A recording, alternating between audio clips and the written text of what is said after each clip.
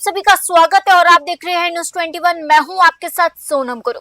Hindustan zinc से निकलने वाले वेस्टेज प्रदूषित हवा, केमिकल तथा प्रतापगढ़ से लाई जा रहे ट्रेलिंग के विरोध में रेल मगरा क्षेत्रवासियों का आंदोलन तीसरे दिन भी जारी रहा। ग्रामीण अपनी मांगों को लेकर प्रशासनिक कार्यालय के बाहर धरना प्रदर्शन कर रहे हैं। आंदोलन में करीब 4 लोग भूख हड़ताल पर बैठे हुए हैं। आंदोलनकारियों का आरोप है कि हिंदुस्तान जिंक की गतिविधियों से निकलने वाले वेस्टेज और केमिकल तथा प्रतापगढ़ से क्षेत्र में लाए जा रहे ट्रेलिंग के कारण आसपास के ग्रामीण क्षेत्रों में प्रदूषण की समस्या बढ़ रही है। ग्रामीणों का कहना है कि प्रदूषित हवा, वेस्टेज और ट्रेलिंग का असर लोगों के स्वास्थ्य, खेती और रोजमर्रा के जनजीवन पर पड़ रहा है। ग्रामीणों का कहना है कि ट्रेलिंग और वेस्टेज के कारण क्षेत्र की कृषि भूमि भी प्रभावित हो रही है। उनका दावा है कि कई खेतों की स्थिति ऐसी हो गई है कि वहां खेती करना पहले की तुलना में मुश्किल हो गया। इसके अलावा पानी और पर्यावरण को लेकर भी ग्रामीणों में चिंता बनी हुई है।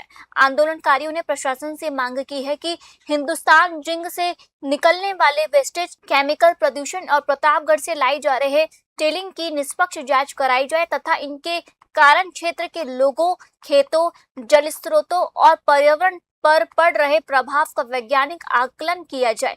3 दिन से जारी आंदोलन के बावजूद ग्रामीणों का कहना है कि उनकी समस्याओं का स्थायी समाधान नहीं हुआ है। भूख हड़ताल पर बैठे करीब 4 लोगों के साथ अन्य ग्रामीण भी धरने पर मौजूद है। आंदोलनकारियों ने स्पष्ट किया है कि मांगों पर ठोस कार्रवाई होने तक उनका विरोध जारी रहेगा। राजसमंद से स्पेशल ग्राउंड रिपोर्ट। हाँ जी, क्या नाम है आपका? मेरा नाम महेंद्र मान है। ये 2 दिन से आप धरना प्रदर्शन पे बैठे हुए हो, क्या मांगे हैं आपकी? 2 दिन से तो ये मजबूरी में आके, आखिरी हद पे आके ये इन सबको बैठना पड़ा है।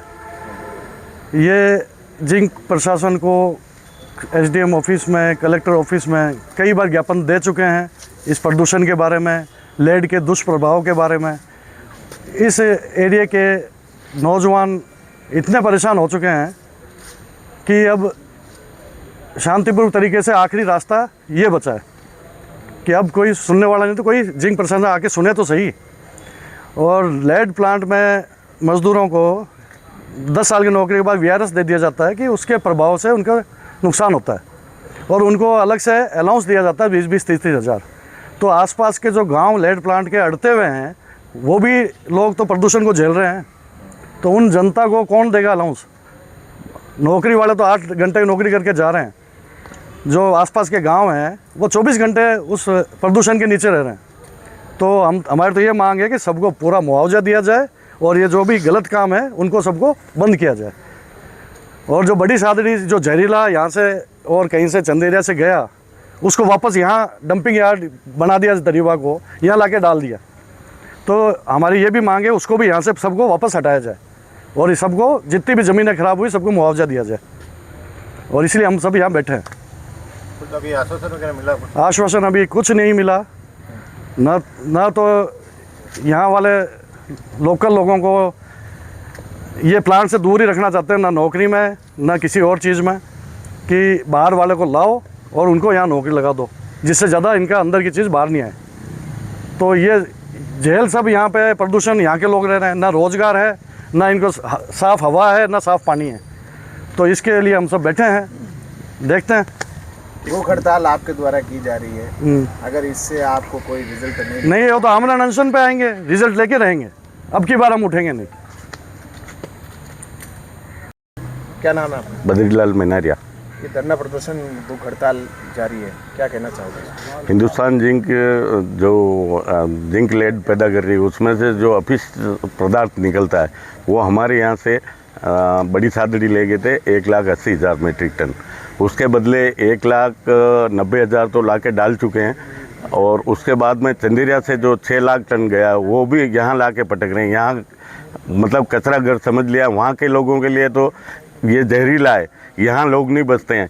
इसके विरोध में और इनके जो परिवहन करते हैं, उनके जो साधन हैं वो इतने फूटे टूटे हैं, जो पूरी रोड पे, जब फतेहनगर से आप देख लो दरिबा तक पूरी रोड पे माल बिखरा हुआ है, अपशिष्ट पदार्थ, और लोगों की आंखें जल रही है, किसी के पेशाब में परेशानी आ रही है। कुछ ही के मतलब बहुत सारी समस्याएं आ रही।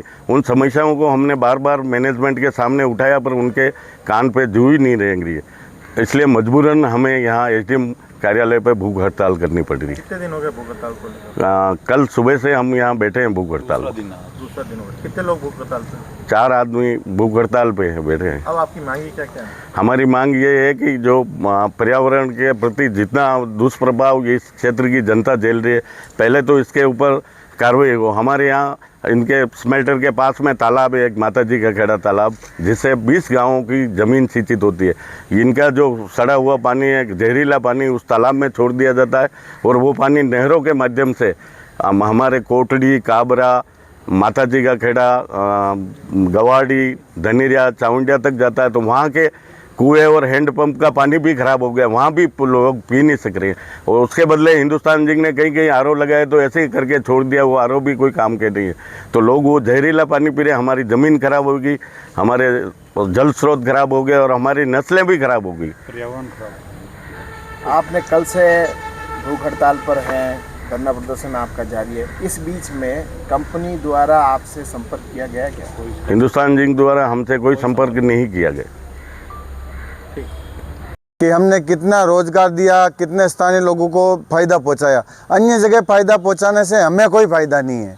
हमें तो हमारा मतलब जो हक है ना, वो मिलना चाहिए। मुख्य मांग क्या है आपकी? मुख्य मांग जिस वजह से आप यहाँ भूख हड़ताल पर बैठे हो, हमारी जो मुख्य मांग एक ही है, जो पर्यावरण दूषित हो गया है, जल खराब हो गया है, फसलें खराब हो गई है, ज़मीन खराब हो गई है, उसके बदले में आपने क्या दिया वो हमें यहाँ आके बताओ कि भाई हमने ये इस एग्रीमेंट के अनुसार ये लोगों को दे दिया है।